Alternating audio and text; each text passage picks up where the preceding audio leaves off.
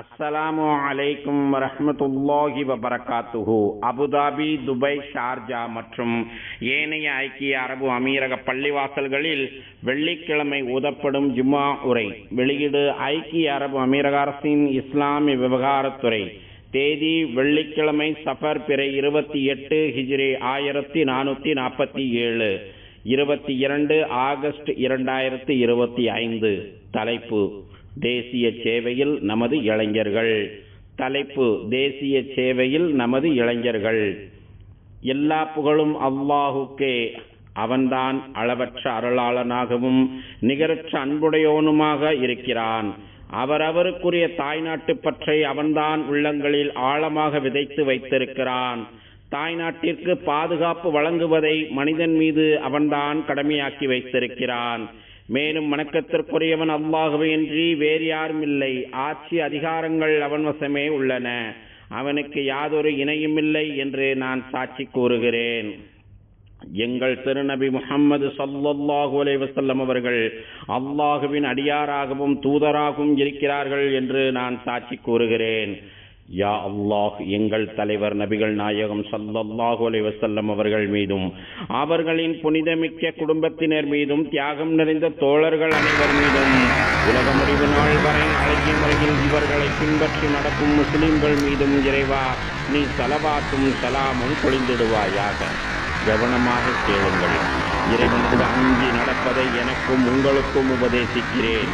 பரிசுத்த நாயனாகிய அல்லாஹ் கூறுகிறான்: யா அய்யுஹல்லதீன ஆமனு ஸ்பிரு வஸாபிரு வராபிது வத்தகுல்லாஹ் லஅல்லகும் துஃப்லிஹூன்.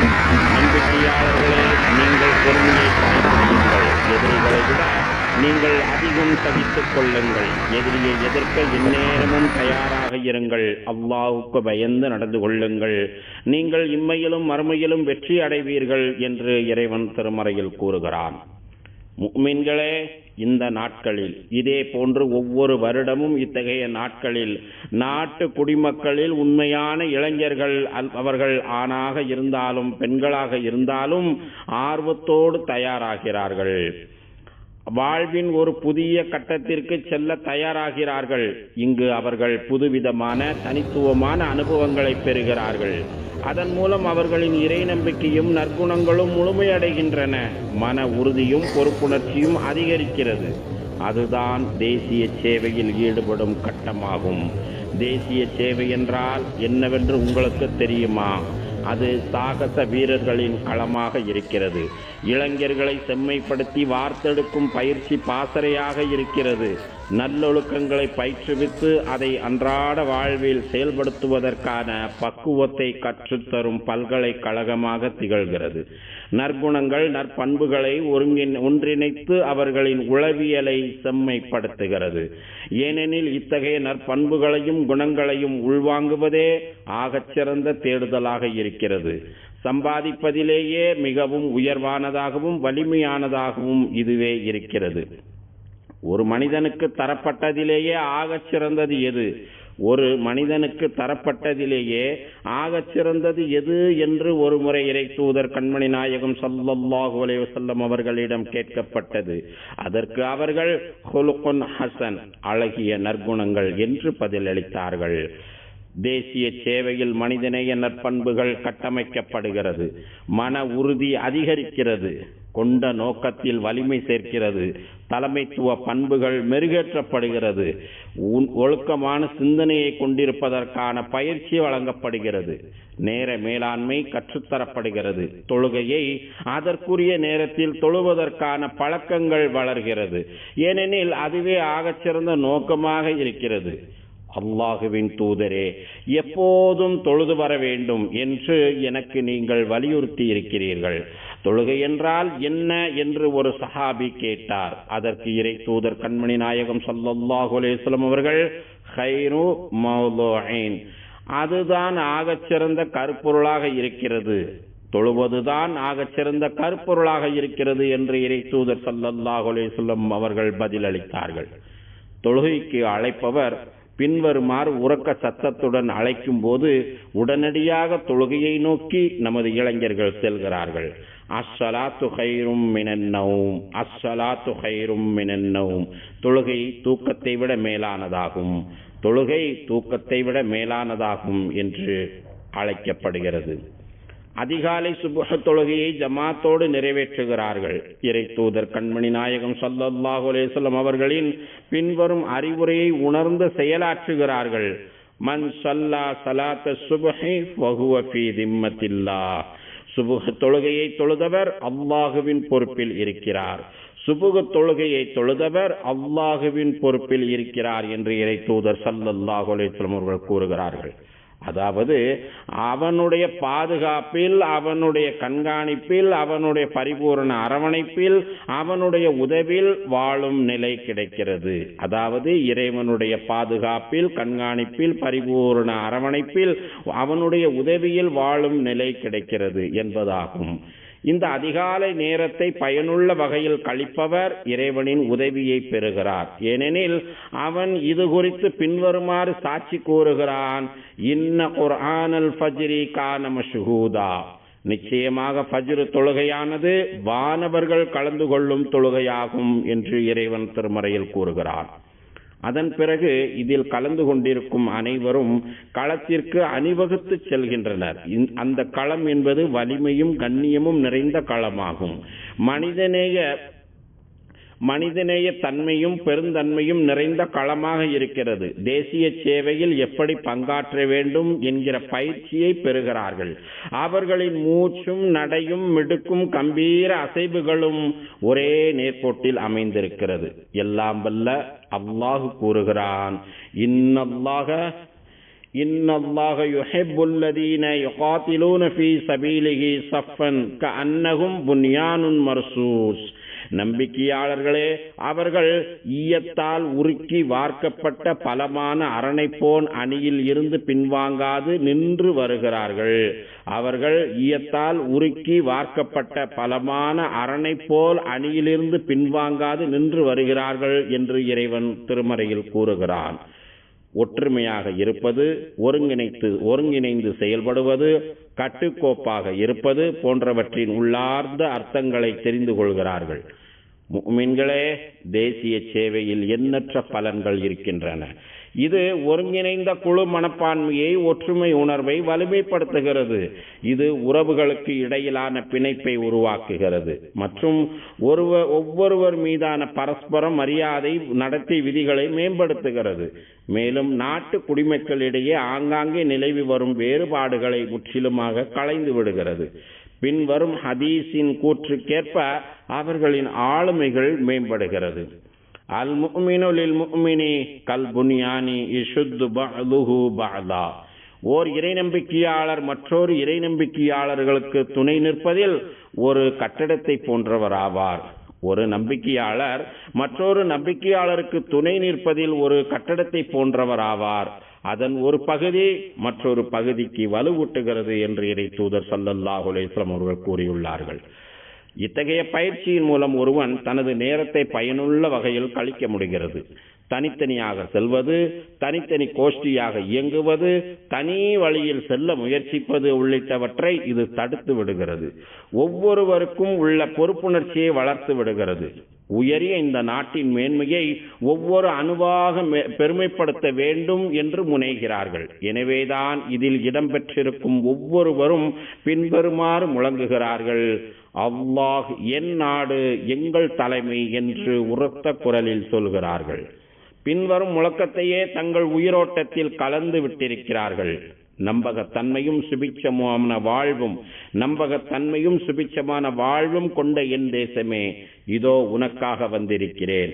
காலம் முழுவதும் எத்தகைய கொந்தளிப்பு நிலையும் இல்லை, எப்போதும் மிக தூய்மையான நிலையிலேயே நீ இருக்கிறாய், இதோ உனக்காக வந்திருக்கிறேன் என்று முழங்குகிறார்கள்.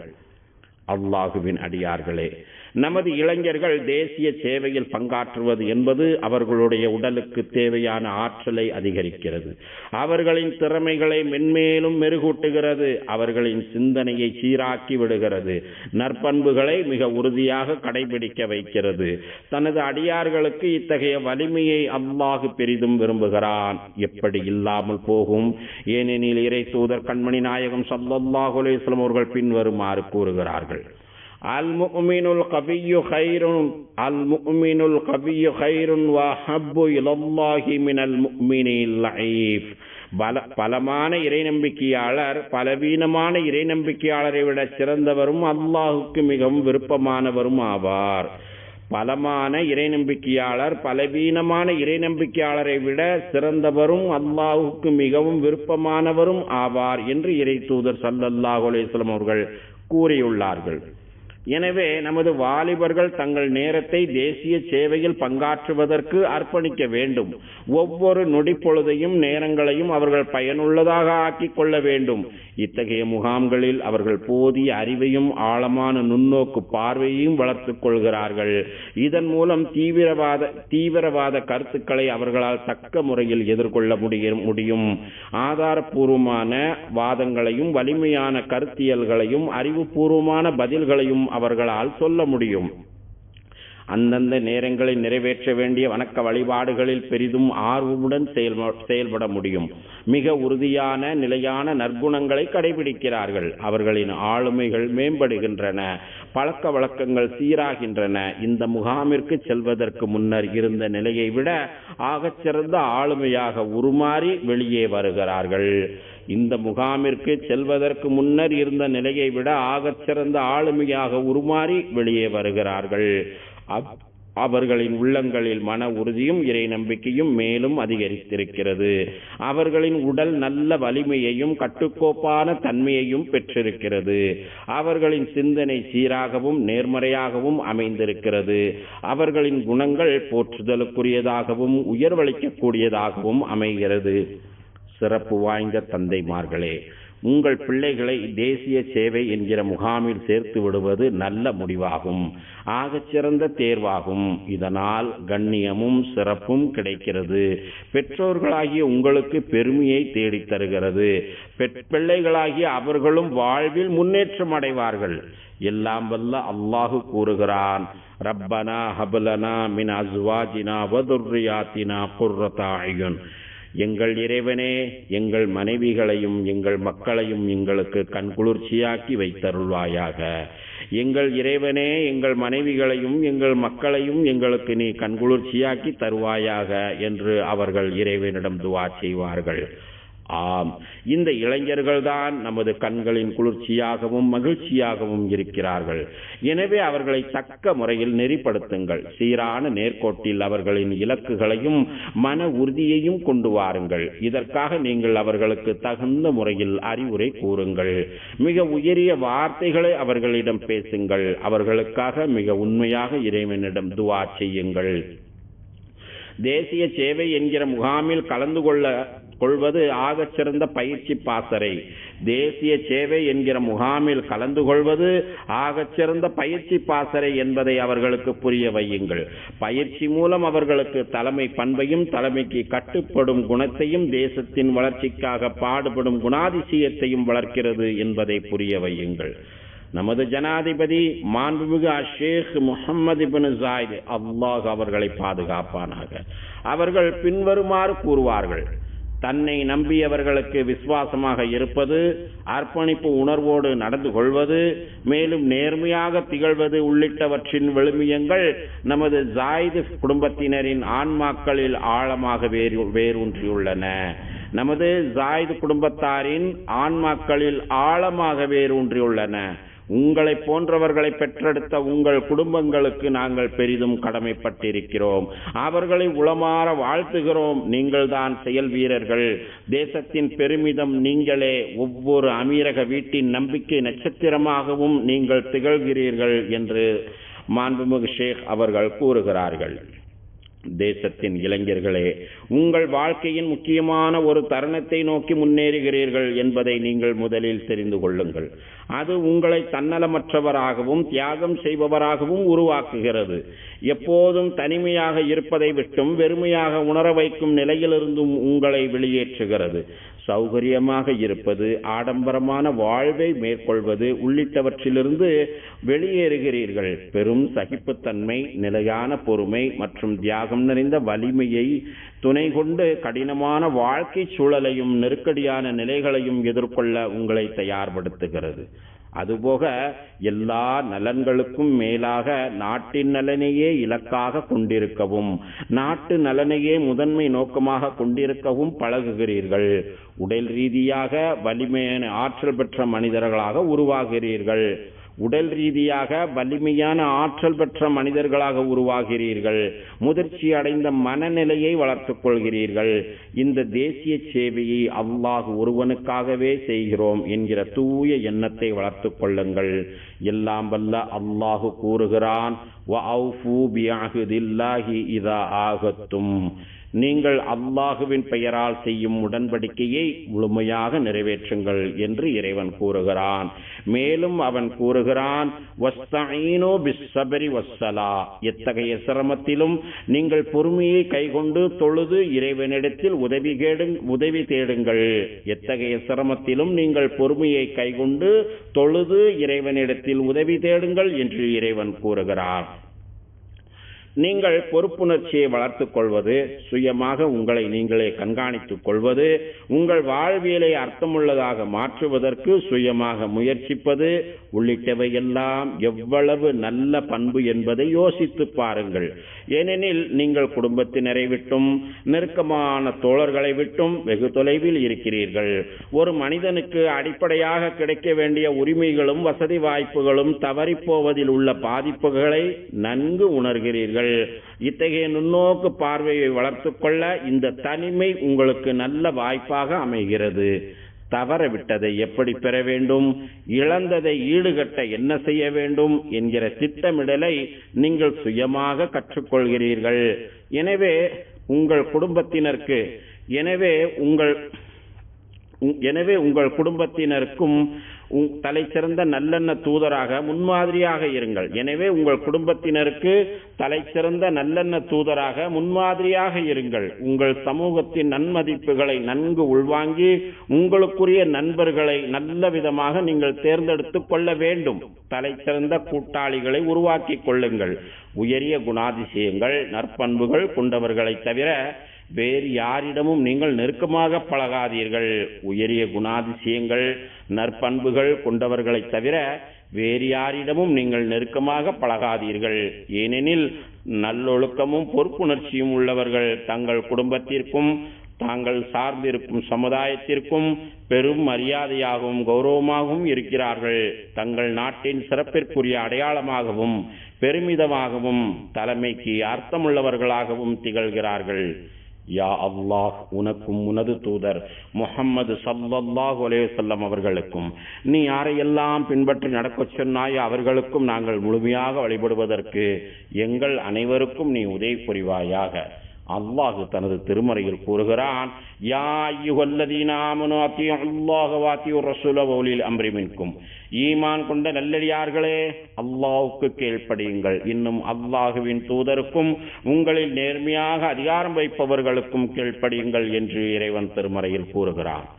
யா அல்லாஹ், எங்கள் தலைவரும் எங்கள் நபியுமாகிய முஹம்மது நபி ஸல்லல்லாஹு அலைஹி வஸல்லம் அவர்கள் மீதும் புனிதமிக்க அவர்களின் குடும்பத்தினர் மீதும் தியாகம் நிறைந்த அவர்களின் தோழர்கள் மீதும் ஸலவாத் என்னும் ஈரேற்றத்தையும் சலாம் என்னும் அமைதியையும் பரக்கத் என்னும் நற்பாக்கியங்களையும் தந்தருள்வாயாக. மேலும் நல்வழி காட்டும் ஹலீஃபாக்களாகிய அபூபக்கர், உமர், உஸ்மான், அலி ரலியல்லாஹு அன்ஹும் ஆகியோர்களையும் சங்கை நிறைந்த அனைத்து தோழர்களையும் அவர்களை தொடர்ந்து வந்த தாபீன்களையும் உலக முடிவு நாள் வரை இவர்களை அழகிய முறையில் பின்பற்றி நடக்கும் முஸ்லிம்களாகிய எங்கள் அனைவரையும் நீ பொருந்திக் கொள்வாயாக. யா அல்லாஹ், இந்த தேசத்தின் ஜனாதிபதி மாண்புமிகு ஷேக் முஹம்மது இப்னு ஜாயித் அவர்களுக்கு அனைத்து நல்ல முயற்சிகளுக்கும் நீ உதவி புரிவாயாக. யா அல்லாஹ், மாண்புமிகு ஷேக் ஜாயித், மாண்புமிகு ஷேக் மக்தும் மற்றும் மாண்புமிகு ஷேக் ஹலிஃபா பின் ஜாயித் மேலும் ஏனைய அமீரக ஆட்சியாளர்கள் உனது பொருத்தத்தை நோக்கி உன்னிடம் வந்து சேர்ந்த காலம் சென்ற ஆட்சியாளர்கள் அனைவருக்கும் நீ அருள் புரிவாயாக. யா அல்லாஹ், எங்கள் தந்தைமார்களுக்கும் தாய்மார்களுக்கும் நீ கிருபை செய்வாயாக. மேலும் எங்கள் இரத்தவழி உறவினர்களுக்கும் யாருக்கெல்லாம் நாங்கள் கடமைப்பட்டிருக்கிறோமோ அவர்களுக்கும் நீ கிருபை செய்வாயாக. அல்லாஹுவின் அடியார்களே, மகத்தான அல்லாஹுவை நினைவு கூறுங்கள். அவன் உங்களை நினைவு கூறுகிறான். அவன் வழங்கிய அருட்கொடைகளுக்கு நன்றி செலுத்துங்கள். அவன் அதனை உங்களுக்கு மேலும் அதிகப்படுத்தி கொடுக்கிறான். தொழுகையை நிலைநாட்டுங்கள். ஸதகல்லாஹுல் அலீம். வஸ்ஸலாத்து வஸ்ஸலாம் அலா ரசூலிஹின் நபியில் கரீம்.